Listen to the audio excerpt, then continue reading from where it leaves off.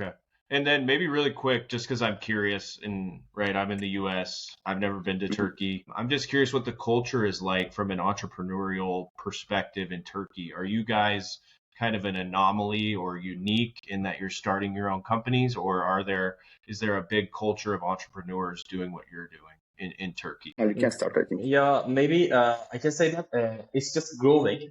Maybe in the last 20 years, maybe I can say, or 15 years, the startup ecosystem and the startup culture or being a founder is being more popular because maybe you already know or read in the news, the economy is fluctuating. And maybe I can say that in each decade, Turkish economy fluctuated, and there is upside downs during this period. For example, Furkan bankrupted one of his business just because of in just one night the currency is increased too much, and you cannot manage your cash flows. And that's why experiencing this kind of thing forced people to create something new and more flexible.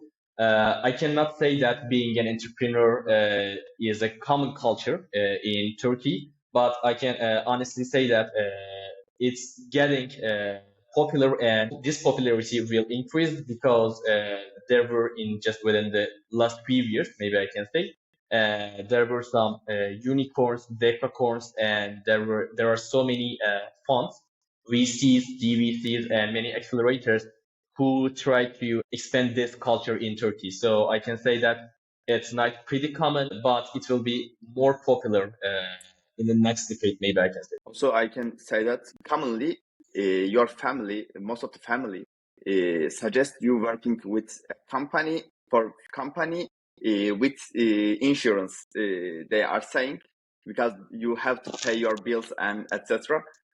In general, general attitude still same in Turkey. Okay, very interesting. And so maybe let's pivot to kind of to where companies that you built where you've had more success.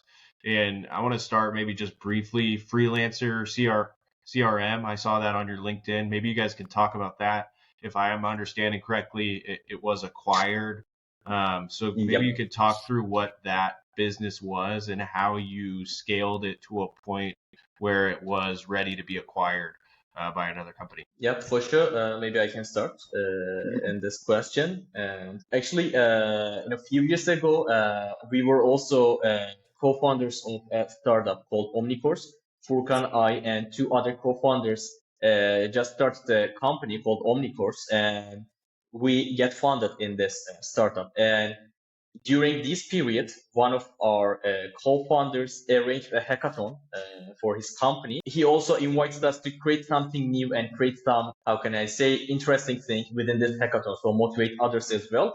And we just joined this hackathon, and within 48 hours, we created a CRM for freelancers.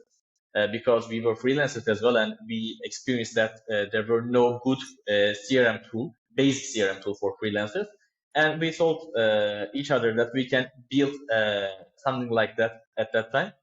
And as we were co-founders of that startup, we didn't pay attention to freelancers CRM. But after a few years, we just leave that startup and we turn back to our own development company at Rexio. We say that, okay, we have our clients, but we had this project as well, and we already completed. So let's just expand the features a bit and make some marketing and invite other people to use it because we already created it. So why not try our chance? And thankfully, just after a few days, we completed the product and polished the product, and we started marketing. And in a very short period of time, people started to use it, the freelancer CRM, because we noticed the problem is very accurately. They want a CRM system, but it should be very simple and clean. And that's why we got so many users for this application. But naturally, it was a side project for us. We couldn't give our focus to it so much, and but it was growing, and we talked with Furkan about it, and we say that it's growing, but we cannot focus on it too much because it's a good project, but we don't want to convert it to a startup and just follow it completely. And we said maybe we can sell it in some platforms.